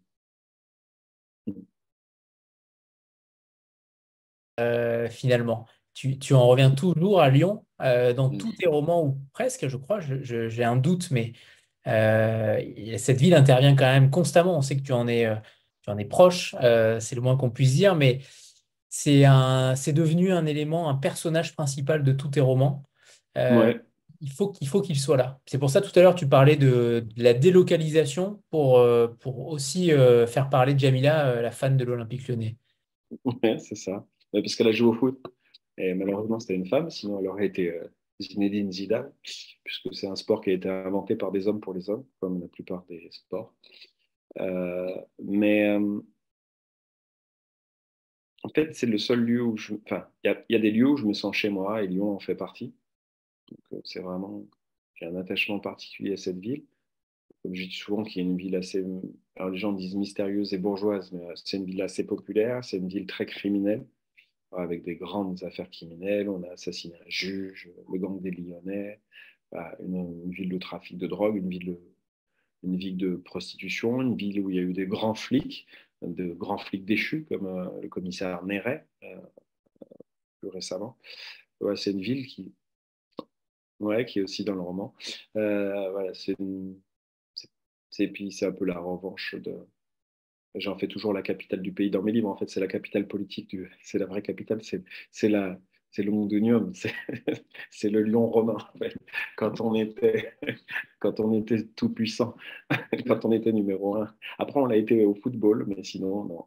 Maintenant, c'est Paris, politiquement et pour le foot aussi. Non, mais j'ai besoin de cette ville, j'y suis très attaché. Et, et en fait, elle fonctionne très bien avec mes univers. Et en fait, j'aurais pas écrit si j'étais pas lyonnais, j'écris sur Lyon. Il y a des livres où c'est même le personnage principal. Dans l'Ange Rouge, c'est le personnage principal, c'est la ville. Donc, je la mobilise tout le temps. Je me sens, peut-être que ça me rassure, je me sens bien dans cette ville. J'aime bien y faire évoluer mes personnages. mais on n'a pas encore parlé de Gérald Hébert, qui est quand même, c'est peut-être celui qui est peut-être le plus truculent et celui sur lequel tu t'es peut-être le plus amusé aussi, je sais pas. J'aimerais que tu nous parles de cette histoire, de ce personnage-là en lui-même, comment tu l'as façonné, est-ce qu'il est proche de toi peut-être, je sais pas, j'espère pas, mais sait-on jamais. Mais il y a quand même quelque chose de différent sur ce personnage-là, sur Gérald. Qu'est-ce que tu peux en dire? Gérald est très proche de moi et que Hébert l'est pas du tout. Puisque en fait, c'est un personnage très dual. Donc, c'est le livre que j'ai dédié à mes enfants. Donc, il y a une partie intime dans le bouquin que quand ils seront en âge de lire le livre, qu'ils liront. Et on va dire que donc ça correspond à, puisque le personnage a deux fils comme moi. Et donc, ça correspond à sa partie, à sa bonne partie. Et ça m'a beaucoup plu, en fait, c'est peut-être le personnage qui est capable de le plus d'amour, en fait, dans le livre. C'est un personnage aimant. Il aime sa femme, il aime ses enfants. Mais c'est un personnage qui est un ancien du renseignement intérieur, qui a travaillé à la DST. Et en fait, c'est un salopard de l'État. Donc, c'est quelqu'un qui tue pour le compte de l'État. Et désormais, il a une officine privée et de sécurité. Comme certains personnages de l'État en montent une fois. Vous voyez, par exemple, le numéro un du renseignement intérieur sous Sarkozy s'appelle Bernard Squarcini. Puis une fois qu'il a quitté l'État, il a monté une officine, il a mis sous écoute François Ruffin notamment. Euh, il a travaillé pour LVMH. Donc voilà, il y a des personnalités comme ça qui passent des renseignements après à la société privée, qui travaillent on va dire, qui travaille pour ce qu'on n'appelle pas l'État, mais qui est l'État. Alors, donc, moi, c'est une grosse boîte du BTP. Parce qu'en fait, dans l'affaire Cahuzac, ce qui me paraît fou, c'est que, en fait, cette personne a été condamnée parce qu'on a retrouvé un compte avec 700 000 ou 600 000 euros, alors que Fabrice Arfi dit qu'il y a un compte où il y avait 15 millions d'euros. Donc, il en manque plus de 14. Et surtout, en fait, on a dit c'est les laboratoires pharmaceutiques. J'ai déjà vu les noms de Pfizer ou du laboratoire Pierre Fabre à Castres, puisque c'est pas loin de Villeneuve-sur-Lot. Mais en fait, ces gens n'ont jamais été condamnés. Il n'y a jamais eu d'enquête sur d'où vient le fric, d'où vient l'argent. Donc, moi, ce qui m'a intéressé, c'est de me dire, à partir du moment où il y a une affaire, fourni, les personnes qui ont fourni l'argent au départ doivent être inquiets. Et je pense que dans la réalité, les gens étaient inquiets, les laboratoires pharmaceutiques étaient inquiets. Moi, dans mon bouquin, c'est les boîtes du BTP, donc ils agissent. Et ils décident en fait de fabriquer un contre-feu. Et donc, c'est ce personnage-là qui est, je le dis très sincèrement, mon personnage préféré du bouquin, celui que je suis le plus attaché, celui que j'ai le préféré écrire. J'aime bien Jamila, j'aime bien Dubac, mais dans le bouquin, voilà, celui que je préfère, c'est lui. Comme dans la plupart de mes bouquins, en fait, ce que j'aime bien écrire, je préfère les personnages de salauds, c'est plus intéressant, plus intéressant à écrire.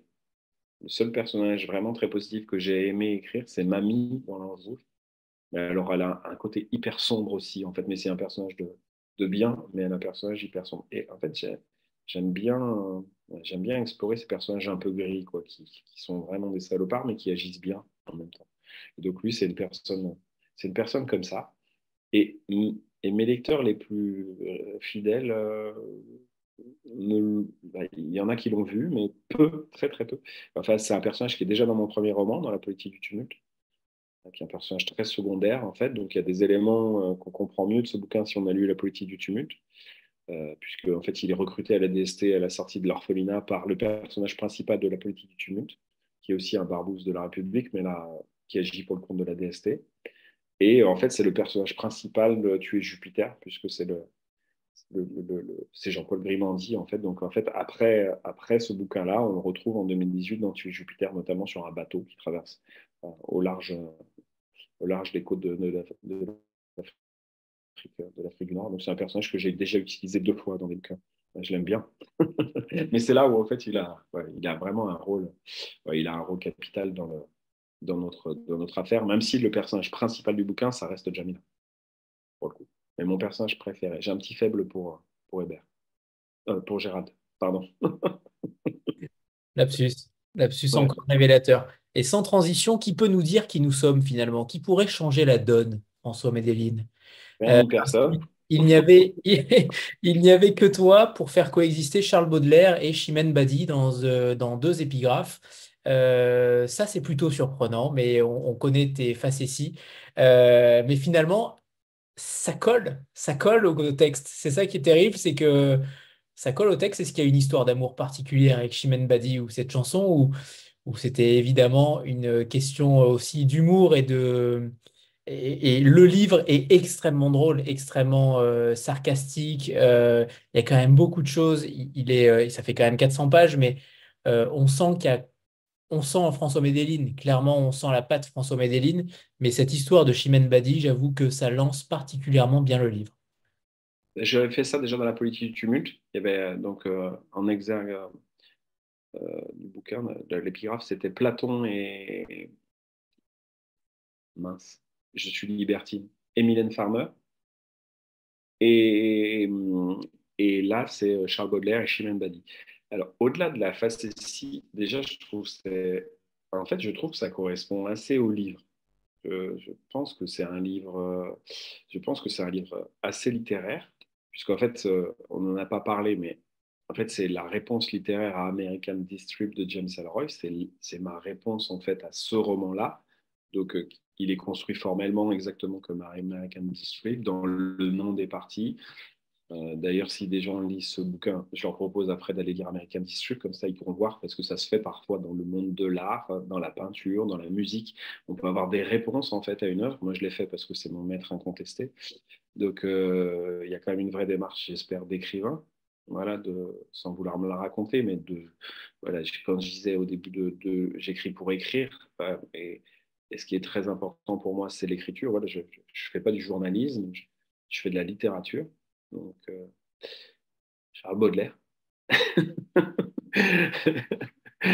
Histoire de. Et puis après, je pense qu'il y a un côté hyper irrévérencieux. Et en fait, je mobilise des. En fait, je mobilise des. Je l'ai dit dans une interview, je mobilise en fait du matériau vil, du matériau très populaire, parce que la littérature de genre, le roman policier, c'est une littérature très populaire. Donc j'attaque les puissants avec les armes d'en bas, vous savez, de la France d'en bas, on va dire. Enfin, je dis dans un interview, je fais la peau des puissants avec des cure-dents. Vous voyez, je les attaque pas, je les attaque pas avec des gants, et je les attaque vraiment avec des armes du peuple, quoi. Et ça me plaît beaucoup parce qu'il y a il y a beaucoup de romanciers et de romancières qui se revendiquent euh, de gauche et qui critiquent, qui veulent porter en fait un discours assez critique du monde bourgeois et qui le font toujours en fait avec les armes de la bourgeoisie et le langage bourgeois. Et ça m'horripile tout le temps en fait. Je me dis c'est dingue. Ça a pourtant été fait. Hein. C'est plus facile. Ça a été fait dans la littérature française en tout cas. Alors, il est antisémite, j'aime pas trop le citer, mais Céline, vous voyez, il faisait de la poésie avec du matériau vil. Il arrivait à utiliser du matériau populaire pour porter un discours critique, ou en tout cas essayer de faire de l'art. Et moi, j'ai donc d'où Chimène Badi. J'aime bien, voilà, c'est de la culture populaire, rien ne peut changer la donne, rien ni personne, rien ni personne. Et je crois qu'en fait, dans mes bouquins, il y a ce côté à la fois j'ai l'impression d'avoir conscience de ce que je fais, de me situer dans un genre, dans un courant artistique, entre guillemets, etc. Et puis en même temps, voilà, ce que je déteste par-dessus tout, c'est l'expression transfuge de classe. Je trouve ça ignoble, en fait, comme expression. Alors moi, je viens d'une classe plutôt populaire. Je suis CSP+++. J'ai fait de longues études. J'ai été en doctorat de sciences politiques, mais je me définirai jamais comme ça.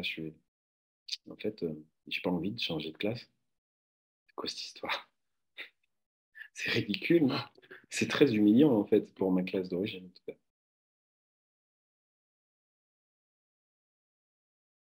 Utilise beaucoup l'humour, beaucoup la dérision, les punchlines. Est-ce que finalement, c'est ton moyen, entre guillemets, d'aborder avec sérénité les affaires politiques dont on entend constamment parler, finalement? Est-ce que c'est ton angle d'attaque? Voilà, Jean-Marc Ayrault a une tête d'endive et tant d'autres. J'avoue que celle-là m'a fait beaucoup rire.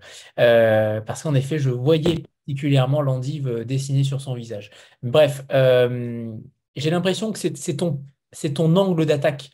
Ça permet quand même de parler de choses extrêmement sérieuses sous un prisme différent, sous un prisme singulier. Et étant donné que ça revient très régulièrement, est-ce que est-ce que c'est conscient, ça aussi? Tu as beaucoup parlé de conscience dans l'écriture, mais est-ce que le fait comment dire, d'utiliser ce matériau-là, est-ce que pour toi, ça te permet aussi de rendre les choses beaucoup plus simples d'accès aussi au plus grand nombre? Je crois que c'est juste ma façon de faire. Je ne sais pas faire autrement. J'ai encore rien inventé. En fait, Elroy le fait avec ce que moi j'appelle le jab littéraire, hein, la scansion, et moi je le fais avec, je ne sais pas s'il y a des amateurs de rap, pas forcément, je ne suis pas forcément un grand amateur de rap, mais quand j'étais ado, j'écoutais NTM, et en fait, quand vous écoutez du rap, il y a un flow, en fait, et c'est ce que on appelle ça le flow, en fait. Et donc il y a pas mal de répétitions, euh, il y a pas mal de scansions, et c'est ce que j'essaie effectivement de faire quand j'écris, donc avec des punchlines, en fait, comme vous pouvez les trouver dans des morceaux de rap, en fait. C'est bourré de punchlines, en fait, les morceaux c'est des suites de punchlines, plus que des vers. Et j'écris, c'est ma façon d'écrire, en fait. Je sais pas faire autrement, pas trop autrement. Alors certains disent le sens de la formule, mais après, ça me vient comme ça. Ouais. J'essaie de décrire Jean-Jacques Ayrault, et en fait, c'est à ça que je pense en premier. Je sais pas pourquoi c'est l'endive qui m'est venu tout de suite par le teint, en fait. Psychologie VW, psychologie papier cellophane et VW. En fait, je l'ai vu comme ça, je le vois comme ça, donc je le mets comme ça. Et parfois, c'est bien trouvé, parfois c'est mal trouvé. Il y a des gens qui trouvent ça kitsch, il y a des gens qui trouvent ça bof. J'ai énormément de très, très, très mauvais retours de lecture. Ça m'arrive très, très souvent. Et je lisais avec une personne il n'y a pas si longtemps que ça pour faire rire. Des fois, je vais sur Babelio pour rire. Et en fait, si vous allez sur Babelio, j'ai des critiques à 5 étoiles. Et j'ai des critiques vraiment, j'ai des gens qui vont s'exprimer très violemment sur mes livres. Et mes amis romanciers, ça ne leur arrive pas. En fait, c'est le truc. Et je pense que ça vient de ça. En fait, ça vient de ce style-là, de ce flow. C'est comme il y a des gens, ils détestent le rap, en fait, par principe. On n'aime pas le rap, quoi. On n'aime pas parce qu'on ne comprend pas, on n'a pas les codes culturels en fait, parce qu'il faut avoir des codes culturels pour comprendre cette musique-là. Comme quand le jazz est arrivé, on ne comprenait pas en fait. Quand c'est arrivé, les gens qui n'avaient pas le code culturel, et puis 40 ans, 50 ans plus tard, maintenant, on a compris. Donc, voilà, c'est ma façon de faire. J'en ai pas d'autres, je ne sais pas faire autrement. J'ai essayé, hein. Je tiens à dire, j'ai essayé de faire autrement, mais j'y arrive pas. Il y a quelque chose qui me vient à l'esprit finalement, c'est que est-ce que parler politique, écrire politique, est-ce que c'est pas un aveu aussi d'avoir envie d'y retourner? Est-ce que ton expérience première en politique t'a laissé sur ta faim? Est-ce que tu as envie d'y retourner? Est-ce que c'est quelque chose qui t'anime au quotidien aussi? Je ne sais pas, je crois pas, mais enfin, ce dont je suis sûr, c'est à 6 ans, je voulais être Napoléon. En fait, je voulais pas être président de la République, je voulais être Napoléon. À 6 7 ans, je ne sais pas pourquoi. Après, j'ai vu que c'était pris et qu'il était mort, en fait, la place. En fait, c'est quelque chose qui m'a toujours attiré, mais depuis tout jeune. Et je pense que ça vient en fait, de mes premières images de télé. Par exemple, mon premier souvenir de télévision, c'est 1981. En fait, quand le front est apparu, tout avec des pixelisés en fait de François Mitterrand, et que chez moi on a cru que c'était Valéry Giscard d'Estaing, et en fait plus ça descendait, plus on s'est aperçu que c'était François Mitterrand et pas Valéry Giscard d'Estaing, notamment ma mère qui aurait préféré que ce soit Valéry Giscard d'Estaing, mais qui avait voté pour François Mitterrand quand même à cause de toutes les casseroles que se trimballait Giscard, qui a plutôt perdu l'élection que ce que François Mitterrand l'a gagné. Mais euh, fermons ma parenthèse. Non, mais tout ça pour dire que c'est un truc que j'ai depuis tout petit.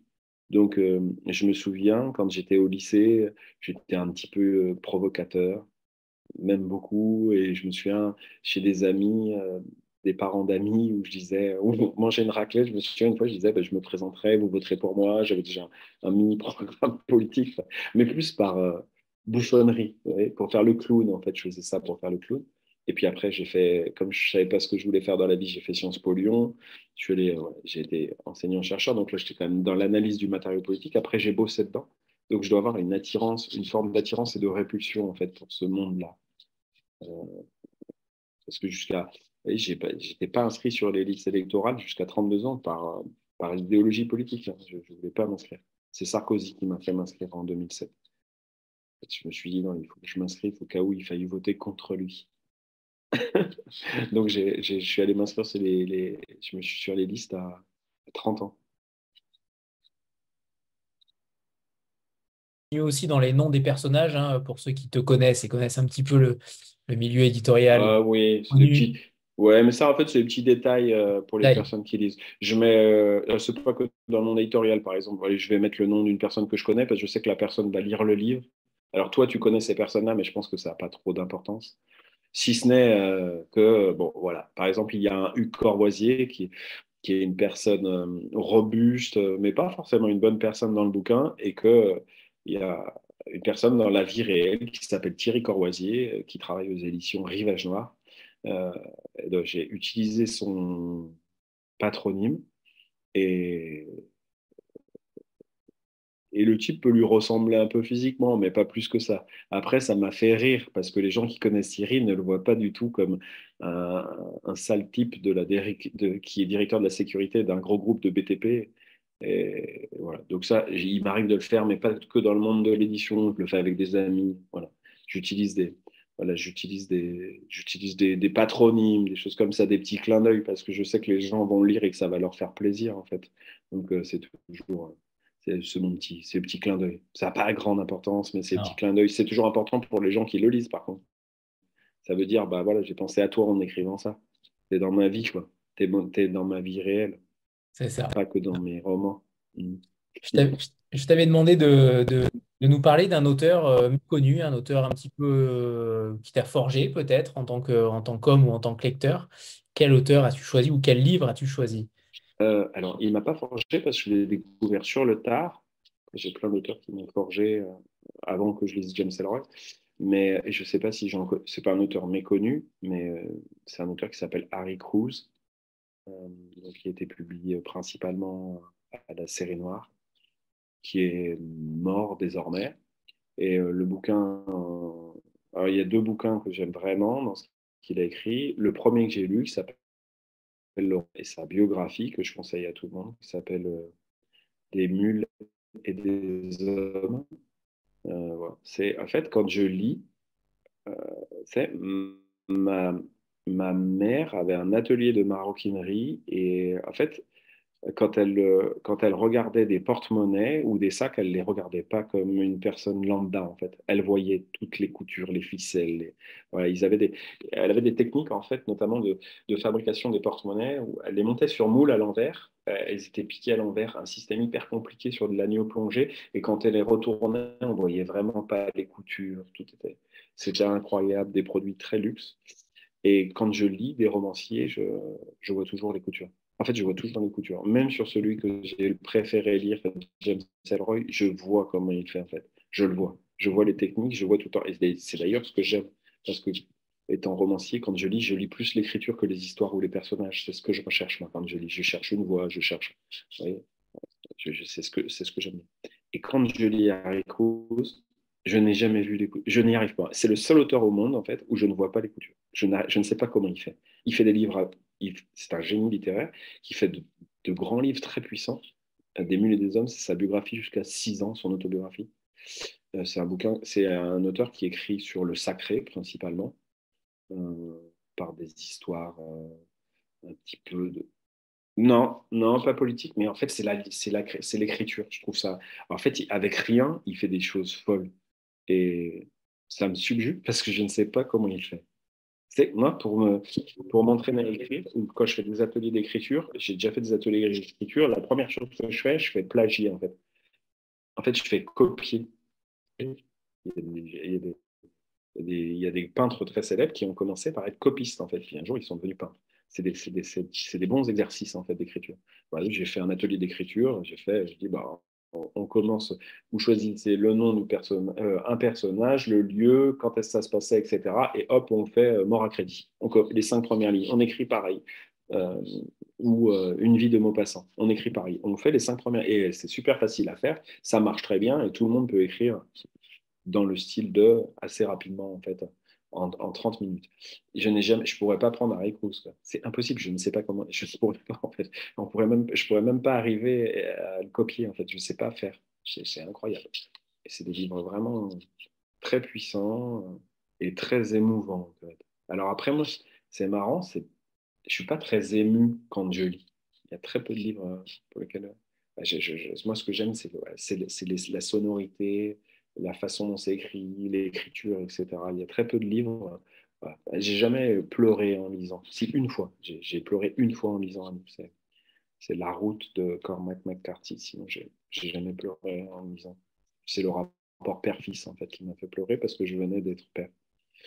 Et c'est un livre principalement sur la filiation. Donc, Le Roi du Chaos, qui est un super bouquin, je pense que c'est un bouquin sur ce que c'est d'être artiste, ce que c'est d'être romancier, même si il n'a jamais été critiqué en ce sens-là. Mais c'est en fait c'est un boxeur qui n'a pas de menton, qui a le menton fragile, pour continuer à faire carrière, comme c'est un boxeur et il devrait être champion du monde de boxe, enfin, il a une grande carrière devant lui, sauf qu'au 5e combat, il se fait démonter et en fait, dès qu'il prend un coup dans le menton, il est KO, en fait. Et donc, du coup en fait, des soirées sont organisées pour des riches Américains et devant lesquels il se met KO tout seul. En fait, c'est ça l'histoire du bouquin. C'est un mec qui se met KO, en fait, devant les gens, en fait. C'est incroyable. Et ça correspond assez à ce qu'est la façon, enfin, au job d'écrivain d'Harry Cruz. Il écrit comme ça, en fait. Il met tout en pâture, toute son intimité, tout sur la table, en fait. Rien n'est caché. Enfin, il met tout, en fait. C'est incroyable. Et c'est pour ça, ça génère vraiment des frissons quand on lit. C'est un grand auteur. Et alors maintenant, c'est le moment du deuxième extrait, François, et on Mhm. terminera par une dernière question ensuite. Ok. Alors, c'est le chapitre 24, à la page 327, et j'ai pris, comme par hasard, je crois, le personnage d'Hébert. Donc là, c'est Hébert, c'est pas Gérald. C'est à Pierre Bénite et à Oulin. Ah non, oui. Enfin, je vous lis le passage. Et à Paris, en fait. Mais bon, c'est le 15 janvier 2013. Froid, brume, des merdes de pigeons sur le pare-brise. À Pierre-Bénite, il y a d'anciennes cités ouvrières. Il y a des Arabes. Il y a une femme voilée et ses 3 gosses. Les géographes appellent la zone la banlieue. Les politiques appellent la banlieue la ceinture rouge. Hébert appelle la ceinture rouge son terrain de jeu. Les mioches de Nassim et Najat Bouchaki appellent le terrain de jeu d'Hébert chez eux. Sana est la plus petite. Elle tient sa mère par la main. Alem et Shemsa marchent devant, cartable sur les épaules. De gentilles écolières modèles. Hébert est sur le siège avant du Merco. Il se frotte les mains. L'intrusion chez les Bouchaki s'est faite en fanfare et sans bruit. Il possède les coordonnées d'un compte épargne à la banque postale au nom de Najat Bouchaki. Le premier shooting à la sortie de l'école Paul Éluard a été un fiasco. Hébert se récite le poème. L'été, l'hiver, je t'ai vu, dans ma maison, je t'ai vu, entre mes bras, je t'ai vu, dans mes rêves, je t'ai vu. Hicham à moustache remonte la rue du 8 mai 1945. Il porte ses Ray-Ban en plein hiver. Il est Reda Zouabri, le Reda Z du Luxembourg, le Reda Z de Tel Aviv, le Reda Z qui a rencontré l'imam cintré d'Oulin. Hicham se poste à hauteur de la femme voilée. Hébert appuie sur le déclencheur, il shoot. Il sait ce qu'Hicham dit à Najat Bouchaki. Hicham demande son chemin. Hébert mitraille. La femme Bouchaki fait de grands gestes. Alem et Shemsa tracent 10 mètres devant. Hicham les rattrape. Il passe une main affectueuse sur la tête d'une gosse. Hébert shoot en rafale. Alem bondit en arrière. Hébert cesse ce qu'Hicham dit. Hicham conseille à Alem Bouchaki d'attendre sa maman. Hicham dépasse les 2 gamines. Il se tourne, marche à reculons. Il salue Najat Bouchaki de la main.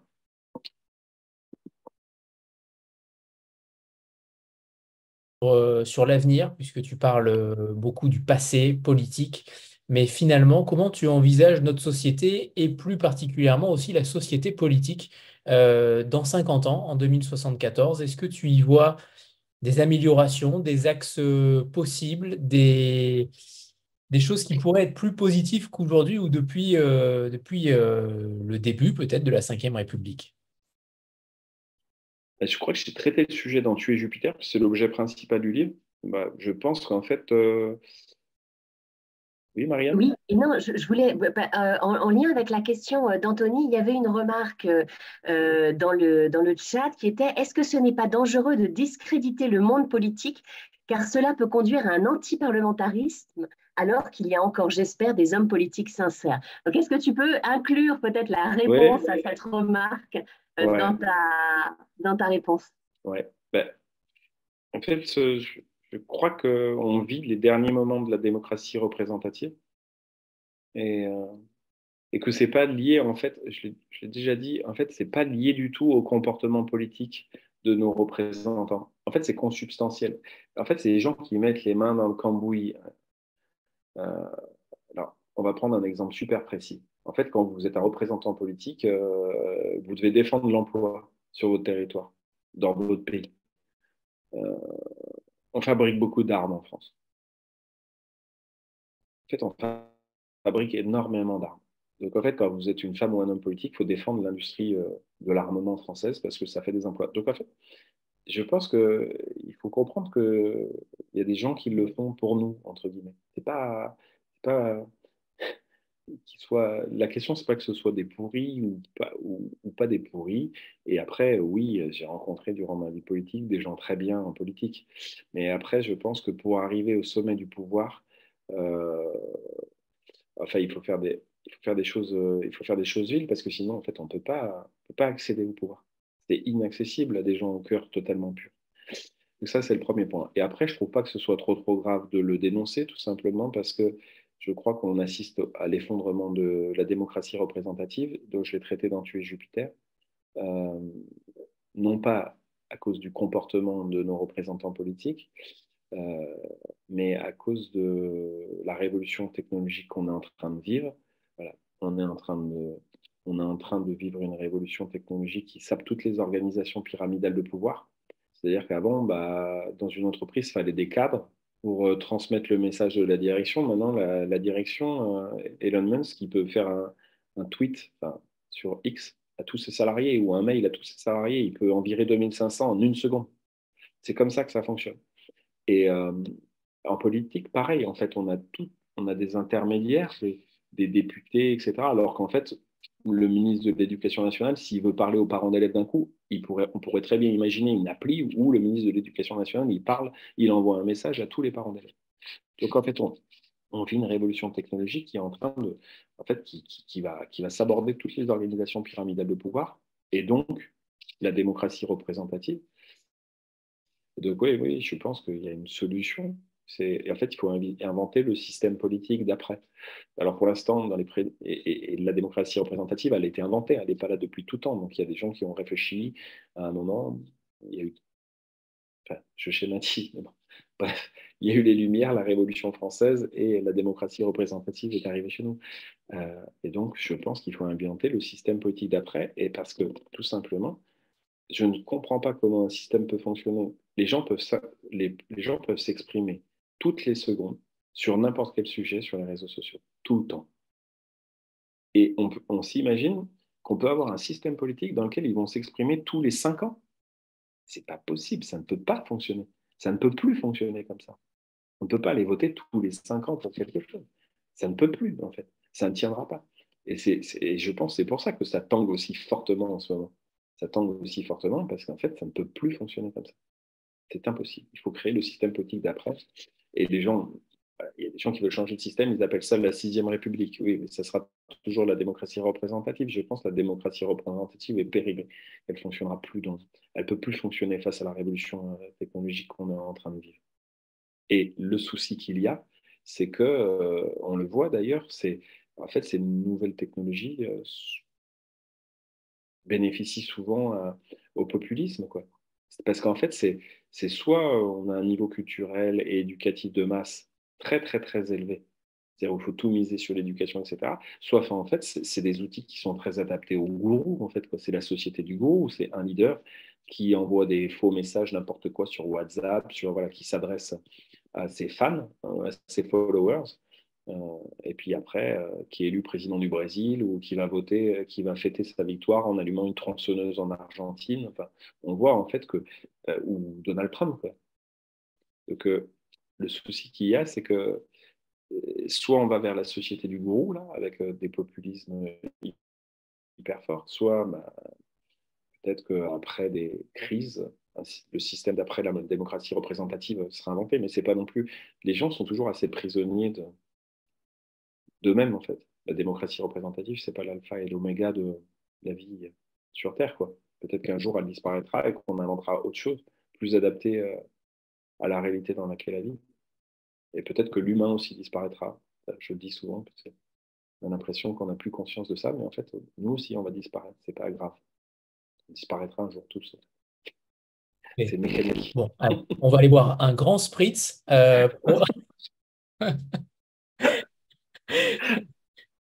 avant de quitter cette terre. Merci, Non, François. mais je ne parlais pas de maintenant, hein. Je Non, parlais pas de... maintenant. Ah, on est d'accord. On est d'accord, on est d'accord. Ouais, dans 2 milliards d'années, oui, enfin, c'est pas grave. Non, mais je dis ça notamment parce que je vois on vit un moment d'angoisse collective incroyable, quoi. On est sous psychose tout le temps, là. C'est dingue. En fait, on vit là-dedans et c'est un peu l'objet du livre aussi. Au-delà de la boutade, c'est qu'on ne sait plus trop ce qui est réel et ce qui ne l'est plus. C'est plutôt ce qui est. On est dans le monde de la post-vérité. Il n'y a plus de vérité. On ne sait plus rien sur rien. C'est très difficile de se faire une opinion désormais. C'est hyper dur, en fait. On pensait que la société d'information totale allait permettre à tout le monde d'être le mieux informé possible, et on se rend compte que c'est l'inverse, en fait. Ça fonctionnait presque mieux quand il y avait des leaders d'opinion, des filtres, etc. Et maintenant, en fait, les gens, donc du coup, on ne sait plus. Le Covid, on ne sait pas. On ne sait pas ce qui s'est passé, on ne sait pas vraiment combien il y a eu de morts, on ne sait pas. Il y a des gens, regardez sur le vaccin, les anti-vax, en fait, on ne sait plus rien sur rien. Donc, on vit dans un espèce de moment hyper, hyper angoissant. Et donc, bon, livre, des fois, c'est plus reposant, ça calme, même si c'est des livres comme les miens. Non, mais c'est vrai. Le livre, en fait, on est sur du temps plus cool, en fait. On a un rapport au temps qui est très, très différent. Parce que là, on vit sinon dans cette espèce de tourbillon de data qui rend déjà, en tout cas mes enfants, addicts à 8 heures par jour de téléphone, mais qui ne fait pas du bien à la tête, quoi.